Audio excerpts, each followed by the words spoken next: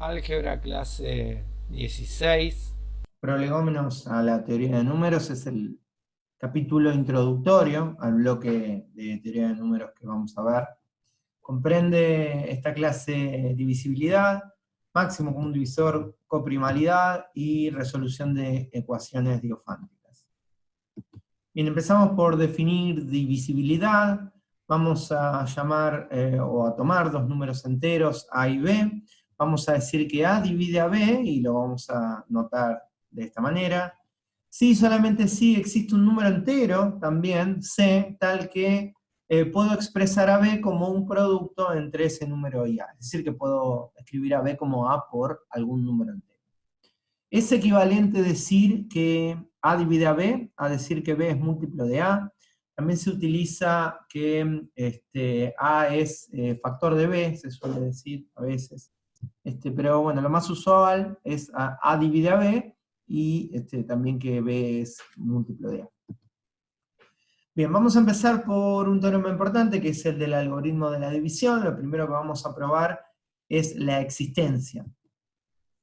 Vamos a tomar dos números naturales en este caso. Vamos a definir, o vamos a demostrar, digo, el teorema para números naturales, y después es extensible a números enteros, pero es más sencillo si partimos de números naturales. Vamos a tomar dos naturales A y B, le vamos a pedir a A que sea menor o igual que B, y lo que vamos a probar es que existen los números Q y R, que ya llamaremos cociente y resto, tal que yo puedo expresar a B como A por Q más R, donde R es un número acotado entre 0 y A. Tiene que ser menor estricto que A y puede ser 0. Vamos a demostrarlo primero con una interpretación geométrica y después lo vamos a formalizar. Vamos a tomar la sucesión de múltiplos de A por 0, A por 1, A por 2, A por 3, etc. Todos estos son múltiplos positivos porque bueno, A es un número que lo consideré natural. Los vamos a ubicar sobre un eje. La distancia que separa dos múltiplos consecutivos es por supuesto A, ¿sí? Es de 0 a A, hay distancia A, de A a 2 veces A hay distancia A, hasta 3A hay distancia A. Y bueno, B, hay acá dos posibilidades. Una es que B sea efectivamente un múltiplo de A, es decir, esté dentro de esta sucesión, lo cual no invalida la existencia, porque si B fuese, por ejemplo, Q por A, Q es el número C que está pedido acá arriba, y R es 0. Entonces, eso no rompe con la tesis del teorema. Como para ser más general, vamos a suponer que B es un número que no pertenece a esta sucesión, pero que bueno, también es natural. Es un número natural. Obligadamente B tiene que ser mayor que algún múltiplo. ¿Sí? Si B, por ejemplo, está entre A y 2A, acá, por ejemplo, es mayor que A. Si B cae por acá, es mayor que 2A. Es decir, siempre va a ser mayor estricto, ¿no? Salvo que sea igual, pero que es el caso anterior, mayor que algún múltiplo. Entonces, lo supongo mayor que Q por A. Necesariamente eso tiene que ocurrir. O es un múltiplo de A, o es más grande que alguno de estos números que está acá, porque es positivo. Bien. La distancia o la diferencia entre B y el múltiplo al cual yo estaba probando que era mayor, esa distancia es menor que A. Porque si B fuese, o para que esta distancia que está marcada en celeste, que es R, fuese igual a B, tendría que ser Q más 1 por A. Entonces el múltiplo que tengo que considerar no es Q, sino Q más 1 por A. Es decir, B sería un número de la sucesión, el número Q es Q más 1 y el número R es 0. Entonces, si yo lo supongo acá, esta distancia R, que es la diferencia entre B y Q por A, es menor que A, lo cual garantiza esto. Lo segundo que tengo que probar para mostrar que este R existe es que es natural. Ahora, por cómo está definido, B es más grande que Q por A. Entonces la resta es positiva, es decir, es mayor que 0. Pero además, B es un número natural, y la diferencia entre dos números naturales, si el primero es más grande que el segundo, es siempre un número natural. Entonces, eso prueba que R es un número natural. Esto que acabo de expresar es la demostración, pero bueno, formalizando, lo que vamos a decir es que B está obligado a estar entre dos múltiplos consecutivos de A, o al menos ser, por eso está la igualdad acá, igual a uno de esos múltiplos. Siendo que la resta entre, acá dice enteros, ¿no? Pero bueno, naturales, la resta entre dos naturales tal que el primero es más grande que el segundo es siempre un natural, entonces R es natural. Y como B es más grande o igual que Q por A, entonces el resto es positivo. Es todo lo que enuncié recién. Por último, vemos acá lo que yo había expresado, que R es la diferencia entre B es la distancia que va de 0 a B es B, y la distancia que va de 0 a Q por A es Q por A, entonces esa diferencia es la distancia R. Fíjense que si yo pruebo esto, si esto existe, entonces de acá podemos plantear la tesis, que es que B es exactamente Q por A más R. ¿No? Si lo podamos despejar de ahí, tenemos la tesis. Es decir, hemos probado que los números Q, que llamamos cociente, y el número R, cumpla con esta condición, existe. En la segunda parte del teorema, que muchas veces se presenta como un único teorema de la existencia y la unicidad, es demostrar la unicidad. Es decir, yo he probado que dado dos números enteros, que el dividendo sea mayor que el divisor, existe un cociente y un resto. Lo que vamos a probar ahora es que ese cociente y ese resto son únicos, ¿sí? Bueno, la unicidad se demuestra igual que se demuestra siempre la unicidad, es decir, proponer dos algoritmos de la división, ¿sí? Uno que escribe a B como un Q1 y un resto 1, y una factorización no está bien decir, una expresión algebraica con Q2 y R2. Ambos restos, por hipótesis, deben verificar la condición de ser un resto, es decir, que ser un número positivo o cero y ser menor que el divisor, en este caso es A. Bien, planteamos los dos algoritmos de la división que me da esta suposición que yo hice. Vamos a restar miembro a miembro, restamos miembro a miembro, B menos B es 0, A y B son el mismo, porque vienen de la hipótesis.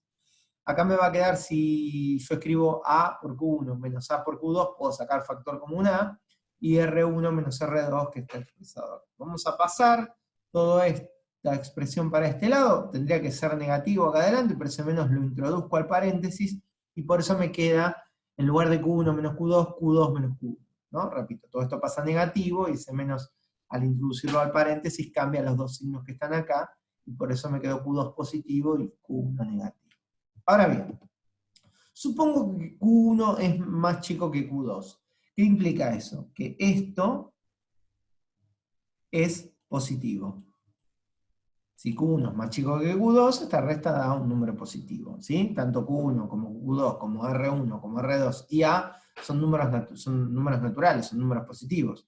Como A es positivo, y si esta cuenta es positivo, esto es un producto positivo, entonces también tendré que llegar acá a la conclusión de que R1 es más grande que R2, porque si este producto es igual a esto que está acá, bueno, entonces necesariamente ambos deben ser positivos. Borro eso y avanzo. Bien, ¿qué pasa si eso es así?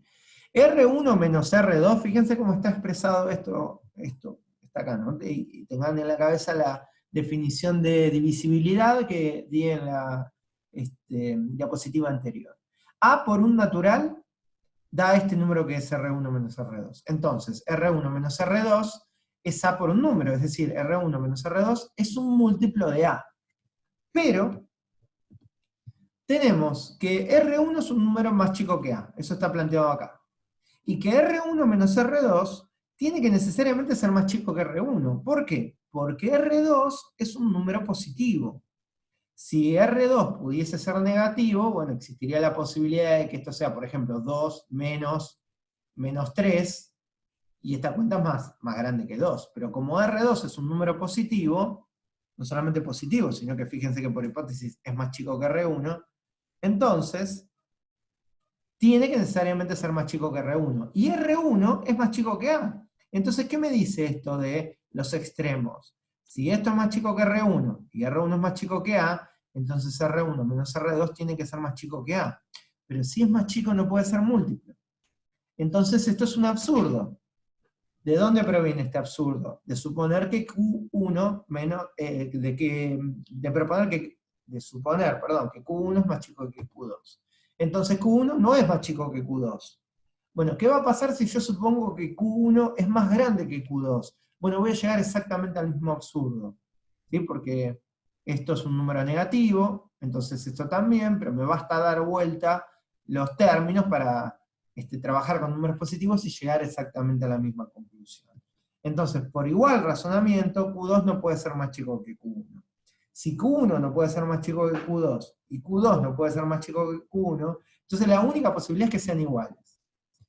Si Q1 y Q2 son iguales, esto que está acá va a dar 0. Y A por 0 tiene que ser 0. Entonces, R1 menos R2 tiene que ser 0, lo cual implica que R1 es igual a R2. Entonces, ¿qué provee?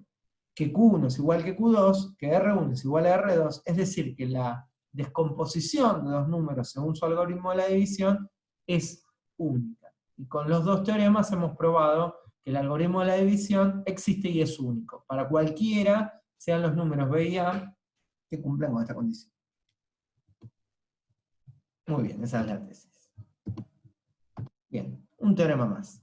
Dados dos números enteros A y B, que tienen el mismo resto, al ser divididos por un número genérico n, o al menos dos números A y B tienen el mismo resto al ser divididos por n, si solamente si su diferencia es un múltiplo de n. La resta entre A y B es múltiplo de n. Esto es un sí, solamente sí, así que tendremos que probar la ida y la vuelta. Vamos a ir primero con la vuelta. Vamos a tomar dos números y vamos a decir que su diferencia es un múltiplo de n. Si yo tomo A menos B, y eso es K por n. Acá como están nombrados como enteros, no importaría mucho cuál es más grande, no importaría si esta cuenta es negativa, ¿sí? Porque K podría ser un número negativo y no dejaría de ser múltiplo. Digo esto para que no tengamos que hacer el caso A menos B y el caso B más A, B menos A, digo. Es indistinto. Consideramos entonces, como decía, que es verdadero que la diferencia es un múltiplo de n.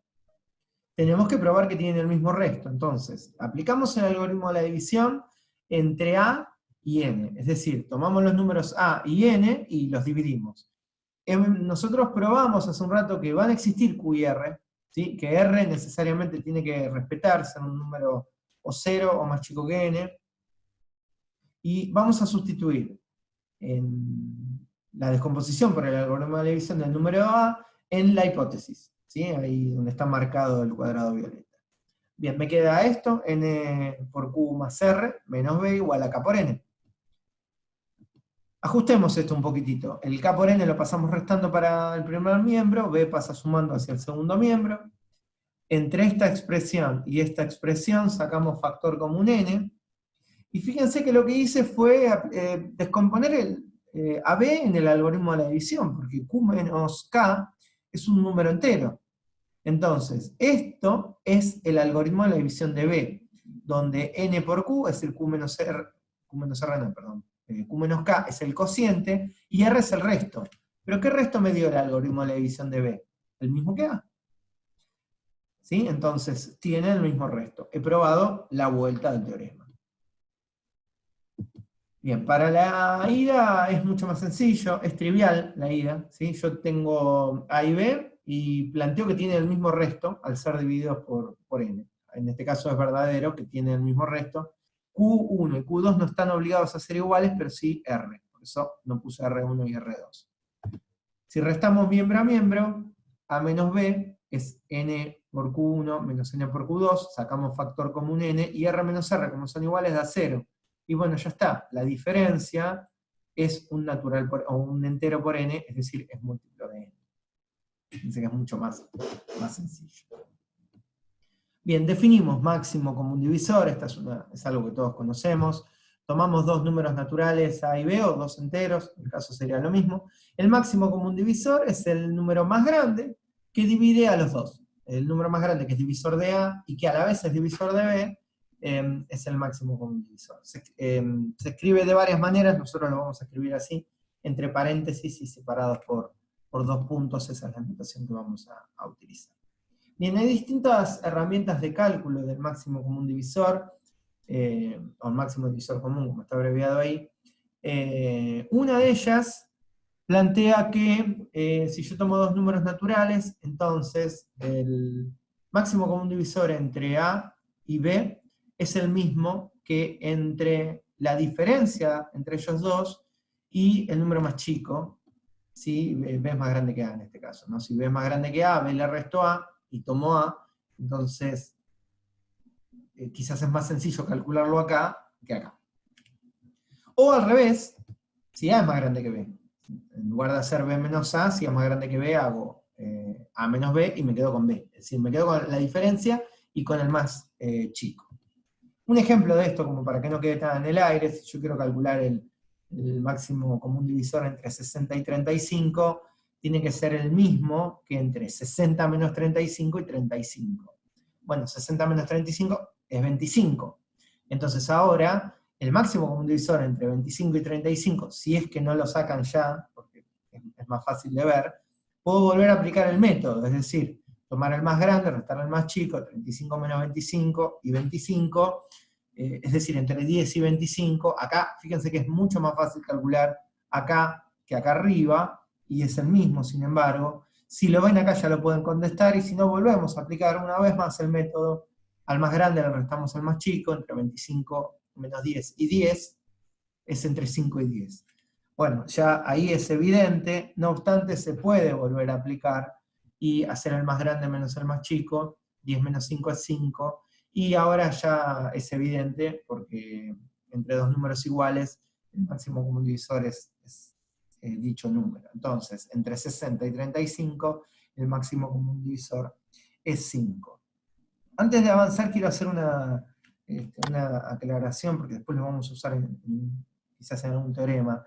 Si yo quisiese calcular el máximo común divisor entre 60 y, por ejemplo, bueno, no sé, 3, bueno, acá sabemos que es 3, pero lo que quiero mostrar es que si nosotros aplicásemos este método, bueno, yo tendría que a 60 restarle 3, y me quedaría 57 y 3.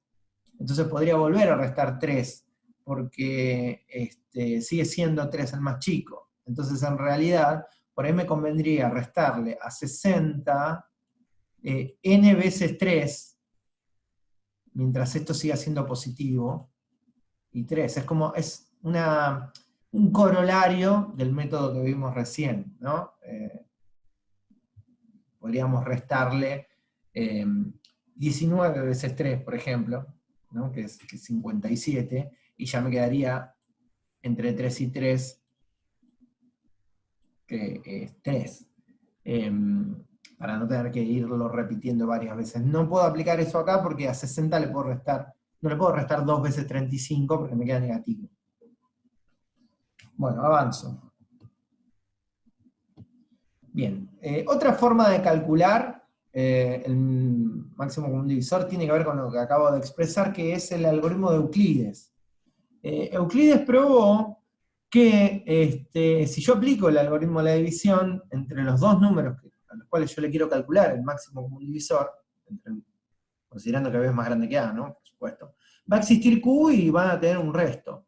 Bueno, y que si el resto es 0, entonces por supuesto que A divide a B, por definición, porque si esto es 0, A divide a B, entonces el máximo común divisor es A. Si el resto es mayor a 0, no puede ser negativo el resto. El resto es mayor a 0, entonces el máximo común divisor entre A y B es lo mismo, o es el mismo, que entre A y el resto. Esto tiene que ver con expresar esto así. Me parece que lo puse en la diapositiva. Ahí, acá está. A B le estamos restando n veces Q, o en este caso Q veces A, que era lo que mostraba recién.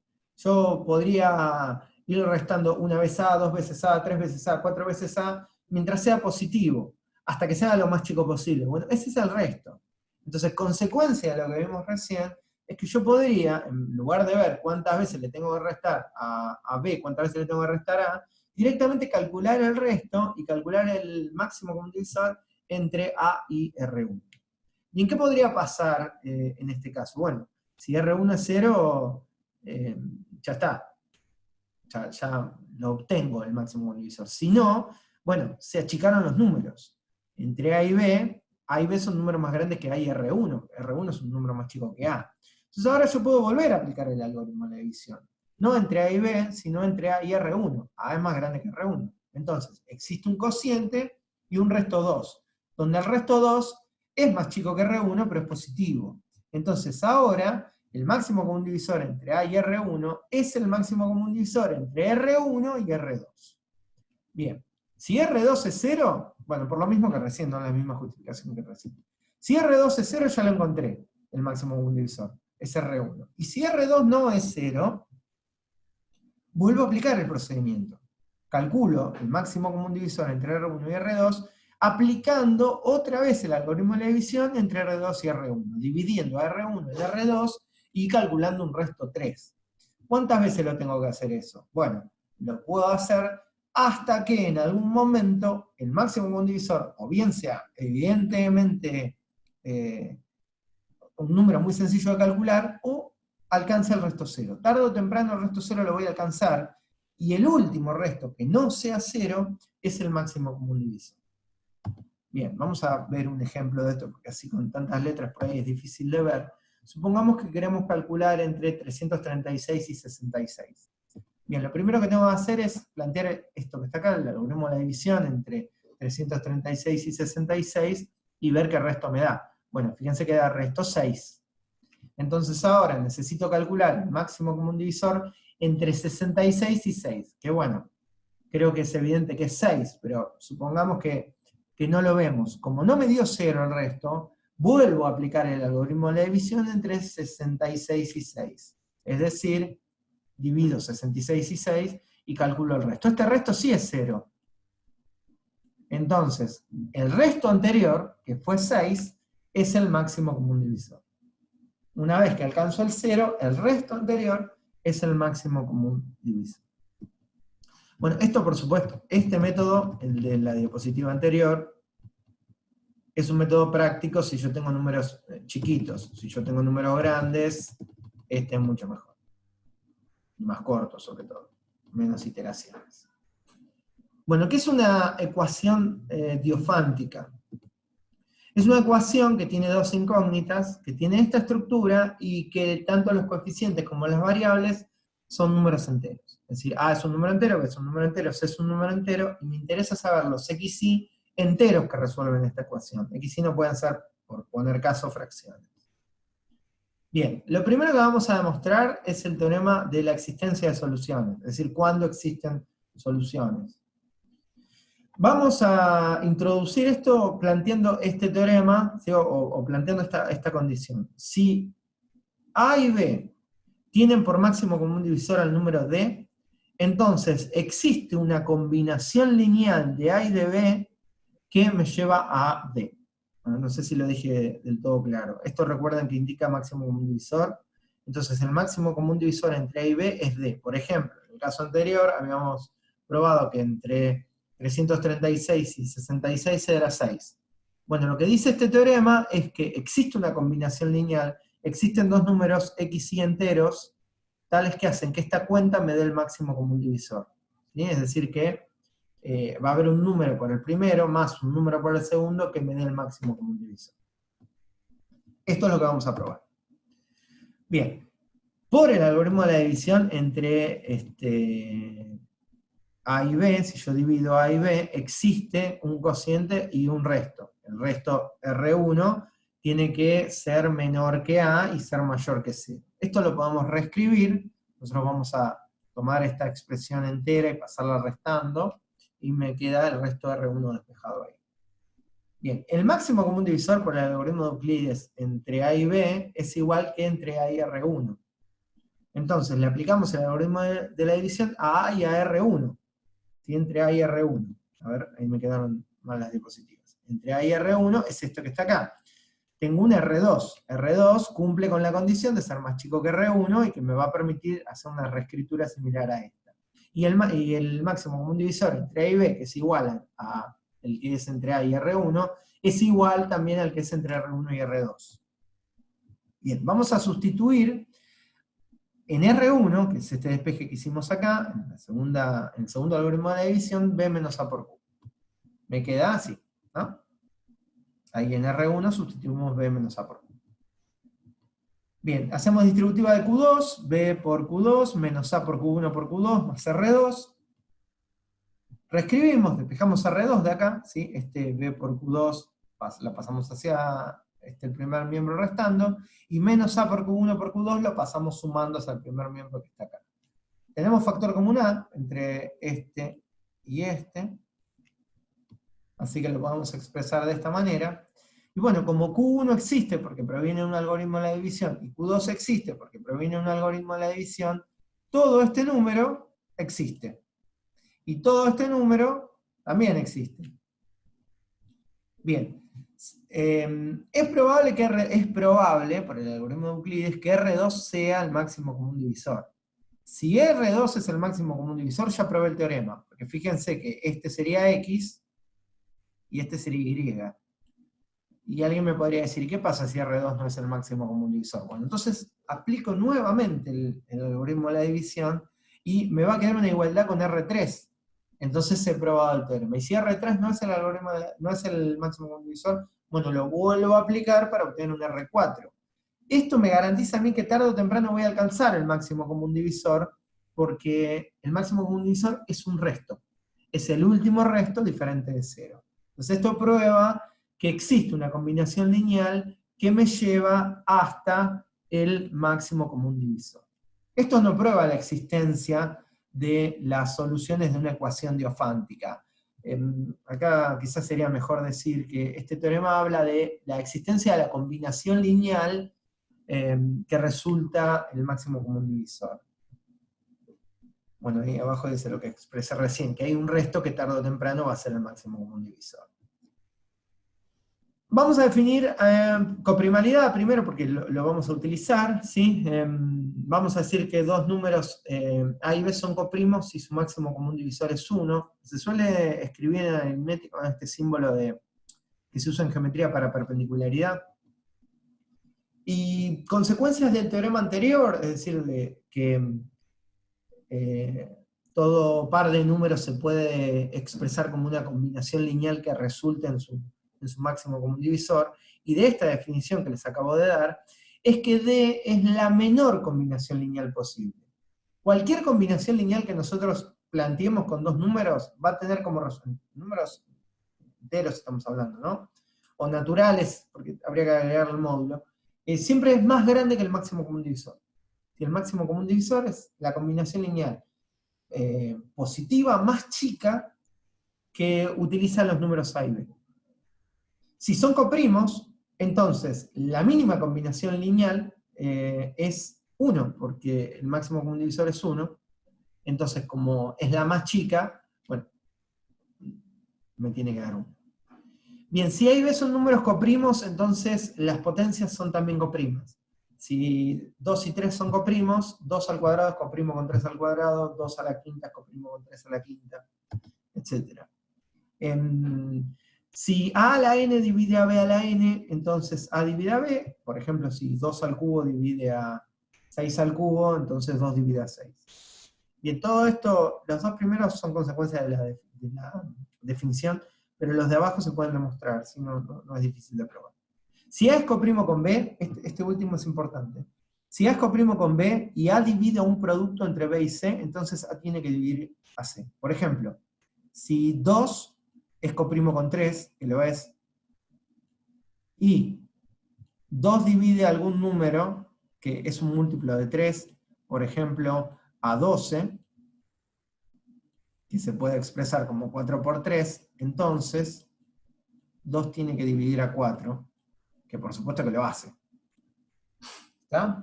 Porque es coprimo con 3. 12 es 4 por 3 y 12 es coprimo con 3. Entonces tiene que dividir a 4. Bien, ahora sí, agregadas estas definiciones y apoyándonos en el teorema que vimos recién, ¿cuándo una ecuación diofántica lineal es resoluble? ¿Cuándo tiene solución? Bien, si planteamos la ecuación diofántica A por X más B por Y más C, ¿va a tener solución si y solamente si el máximo común divisor entre A y B divide a C? Si el máximo común divisor entre A y B no divide a C, entonces la ecuación diofántica no admite solución entera. Esto hay que probar. Bien, la ida es sencilla, ¿no? La ida sería que tenga solución, entonces probar que divide a C. Bueno, ¿Por qué es trivial? Porque si D divide A por B, A por B no, perdón, si D es el máximo común divisor entre A y B, entonces divide absolutamente toda combinación lineal. Si D divide a cualquier número por A. Es decir, si D divide a cualquier múltiplo de A. Y si D divide a B, entonces D divide a cualquier múltiplo de B. Y si D divide a y divide a B, divide a su suma. Entonces, divide a cualquier combinación lineal. Como A por X más B por Y es una combinación lineal de A y de B, entonces D tiene que dividir a C. Por eso es trivial. La vuelta sería proponer que el máximo común divisor entre A y B divide a C y probar que hay solución. Bueno, llamo D al máximo común divisor entre A y B, y la hipótesis es que D divide a C. Entonces, por definición, si D divide a C, C se puede expresar como un número por D. Esta es la definición de la primera diapositiva. Bien, existe una combinación lineal por el teorema previo entre A y B que tiene por resultado a D. Acá la combinación lineal la planteé con U y con B, no con X y con Y. ¿Sí? A por algún número más B por algún número me da D, porque D es el máximo común divisor entre A y B.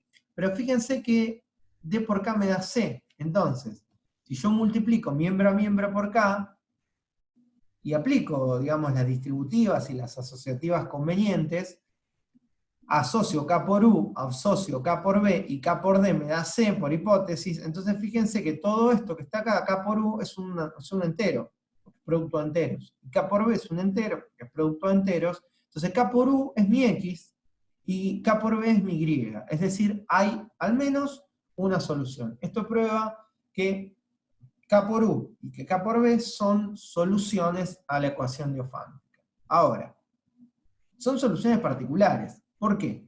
Porque una ecuación diofántica que admite una solución entera, admite infinitas soluciones enteras. Entonces lo que me interesa a mí ahora es encontrar la forma general de la solución. Es decir, es encontrar una fórmula o un procedimiento que me permita obtener cualquier solución, no todas las soluciones de la ecuación diofántica. Vamos a partir de una ecuación diofántica resoluble, es decir, que el máximo común divisor entre A y B divide a C, y X0 y Y0 una solución particular. Tenemos la ecuación diofántica, tenemos un par de números que resuelven la ecuación diofántica. Como por hipótesis la ecuación es resoluble, el máximo común divisor entre A y B tiene que dividir a C, entonces podemos decir que A por X más B por Y es igual a C en esa ecuación, en esta ecuación. Yo puedo dividir a A, a B y a C por D. ¿Por qué? Porque si D es máximo común divisor entre A y B, D divide A, es decir, A dividido D da natural, o entero. B dividido D da natural, o entero, porque es divisor. Y si D divide a C, puedo escribir C dividido D, da entero. Es importante que estos tres números que están acá presentados como fracción, tengan en la cabeza que no son fracciones, son números enteros, porque D divide A, D divide a B, y D divide a C. Ahora,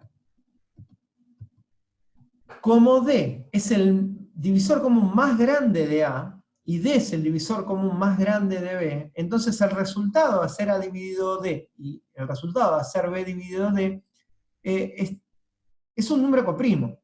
Esto es un teorema, en la práctica me parece que está propuesto como ejercicio para demostrar, pero es bastante sencillo, porque nosotros sabemos que existe una combinación lineal alfa por A más beta por B, bueno, horrible la caligrafía, me da D, he probado que existe esta combinación lineal.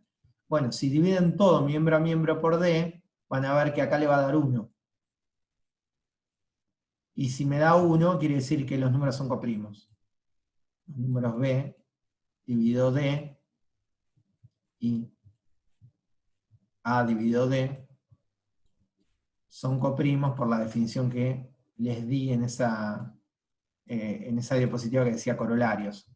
Así como la combinación lineal alcanza a ser 1, entonces son números coprimos. Bien, A dividido B, D y B dividido D son números coprimos. Entonces esta ecuación está presentada entre dos números que son coprimos. Bien.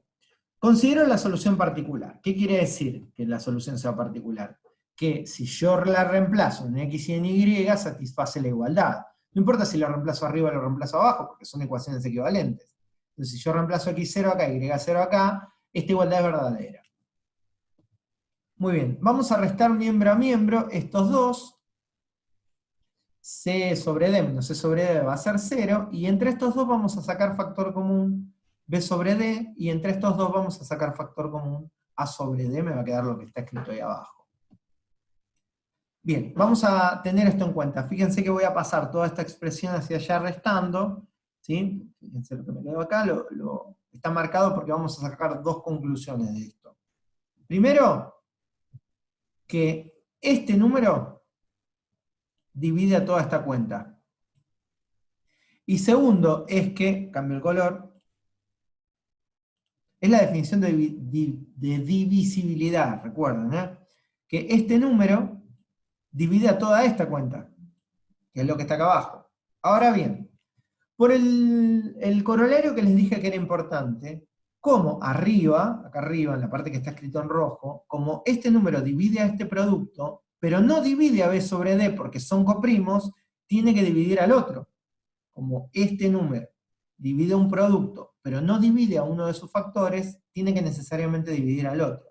Entonces, divide a, sacamos esto, dejamos el menos, a menos y menos Y0, si quieren, acá podríamos plantear Y0 menos Y, o sea, pasar este menos hacia dentro del paréntesis. Y de abajo la conclusión va a ser similar. Bien, si A sobre D divide a este número, por definición se tiene que poder expresar como el número por algún entero. Definición de divisibilidad. Abajo la conclusión es similar. Como el número acá marcado en azul divide este producto, pero no divide a este, porque son coprimos, debe dividir al paréntesis. Entonces, se puede expresar como un entero por el divisor. Son divisores. Tienen resto cero al ser divisibles. Esa es la definición de divisibilidad. Bien, tengamos eso presente, porque lo que vamos a hacer ahora es aplicar sustituciones.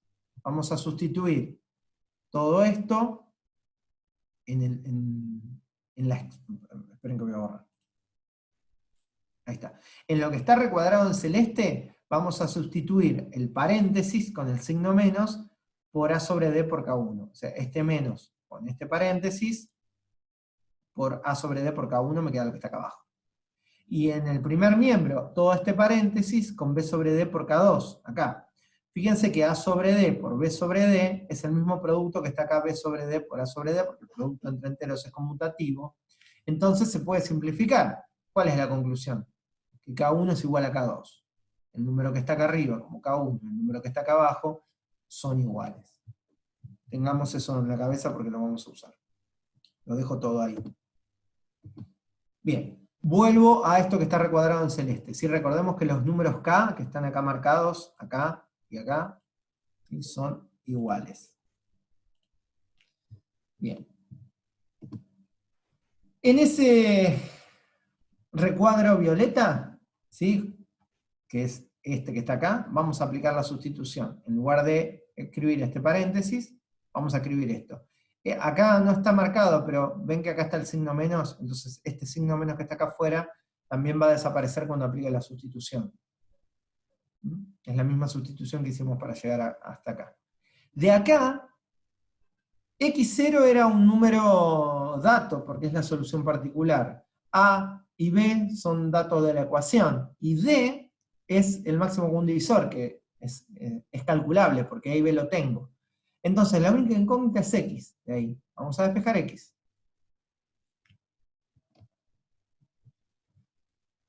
A sobre D y A sobre D se pueden simplificar, y X0 pasa sumando. Bien. K es un número cualquiera entero. Una vez obtenida una solución, yo si asigno un valor a K, el número resultante de esta fórmula va a ser también solución de la ecuación de Ofántica. Ahora, para las Y generales, vamos a resustituir, otra vez hacia atrás, otra vez hacia el recuadro celeste. Ahora vamos a sustituir el primer paréntesis en lugar del segundo. En lugar de x menos x0, ponemos b sobre d por k, ¿sí? Fíjense que acá puse k y no k1, porque k1 y k2 son iguales, entonces puse k. Bien, sustituimos, queda exactamente igual que acá, b sobre d y b sobre d se van a simplificar. Bien, el menos sigue estando ahí, ¿sí? De ahí vamos a despejar y, este y que es negativo pasa para acá sumando, este y con este menos se hace más, por eso quedó más y me queda esta expresión de y. Estos dos que están recuadrados en verde son las fórmulas de las soluciones generales de la ecuación diofántica. Ojo, que el k que está acá arriba y el k que está acá abajo, si bien pueden tomar cualquier valor, tienen que ser el mismo arriba y abajo, ¿no? Porque las soluciones vienen de a par. Bien, un ejemplo. En este caso me va a dar una ecuación diofántica que, insisto, si tiene solución, tiene infinitas, pero lo que me pide es hallar las soluciones que sean naturales, es decir, que ambos números sean números naturales. Esta es la ecuación diofántica, 12 por x más 15 por y igual a 84. Lo primero que hay que hacer es probar si esta solución si esta ecuación, tiene solución o no. Entonces, hay que calcular el máximo común divisor entre 15 y 12, que es lo mismo que entre 12 y 3, lo que hice fue restar, y que bueno, es evidentemente 3. Ahora la pregunta es, ¿3 divide 84? Sí, entonces tiene solución. Bueno, lo que vamos a hacer ahora es transformar esta ecuación diofántica en una equivalente donde los números que multipliquen a las variables sean coprimos. Es decir, vamos a dividir toda la ecuación por 3. 12 dividido 3 es 4, 15 dividido 3 es 5, y 84 dividido 3 es 28. Entonces voy a trabajar ahora con esta ecuación, que me da números coprimos. Bien, como 5 y 4 son coprimos, tiene que haber una combinación lineal que me dé como resultado 1. Lo que estoy haciendo yo acá es planteando el algoritmo de la división. 5 dividido 4 es cociente 1, que es este 1 que está acá, y resto 1, que es este 1 que está acá. Bien, 4 por 1 lo paso restando, que es menos 4, y fíjense que ahí obtuve la combinación lineal, donde este coeficiente es menos 1, y el de 5 es 1, que me dio 1 por resultado. Yo quiero llegar a 28, entonces multiplico los dos lados de la ecuación por 28. Bien, agrupo y escribo como a mí me conviene. Cuando haga la distributiva del 28 no voy a hacer 28 por 4, cuando haga la distributiva del 5 no voy a hacer 28 por 5, porque lo que quiero es expresarlo así. Menos 28 por 4, más 28 por 5 igual a 28. Fíjense que si comparamos esto con esto, obtuve una solución particular de la ecuación diofántica, que es x0 igual a menos 28 e y0 igual a 28. Para poder resolver una ecuación diofántica, necesito primero encontrar una solución particular. Y una vez obtenida la solución particular, tengo la fórmula para calcular todas las ecuaciones que quiera. Todas las soluciones que quiera. ¿Cuáles eran las fórmulas? Bueno, esas. ¿Sí? Bien, reemplazamos. X0, que es mi solución particular, es 28. Acá B sobre D es 15 dividido 3. Podría haber puesto directamente 5, pero bueno, para hacer el camino largo, puse B dividido D, específicamente, ¿no? El número B de la ecuación original y D, que es el máximo común divisor. Bueno, eso me queda eso que está ahí. Es decir, para cualquier valor de K que yo elija, esta cuenta va a ser solución, siempre y cuando venga acompañado de un Y que respete esta estructura. Es decir, Y0, que me dio 28, menos A sobre D, A es 12, D es el máximo común divisor que fue 3, es decir, Y es igual a 28 menos 4 por K. Por ejemplo, si yo le doy acá el número 77 y saco la cuenta, el X que me da arriba y el Y que me da abajo satisfacen tanto la ecuación marcada acá en azul como la ecuación que ahora voy a marcar en verde, que es la original. Bueno, ¿me sirve eso como respuesta? No, porque yo quiero las soluciones naturales, y fíjense que la particular que yo encontré, que es menos 28 y 28, tiene un número entero, y yo quiero que sean naturales. Entonces le voy a pedir a esos dos, a ese X genérico y a ese Y genérico, que sean positivos. A X, que es menos 28 más 5K, 5 por K, sea mayor a 0. Es decir, que K sea mayor que 28 quintos. y que a 28 menos 4k, que es el y, también sea positivo, es decir, que sea menor que 7. Bueno, 28 quintos es 5,6. ¿Sí? Así que entre 28 quintos y 7, el único número posible es 6. Quiere decir que hay una única solución natural, que es venir hacia acá arriba, hacia esta parte, hacia acá, y obtener la solución, o calcular la solución que me da, cuando k es igual a 6. Eso es 2 y 4. Repito, esta ecuación teofántica tiene infinitas soluciones enteras, pero en este caso una única ecuación natural, 2 y 4.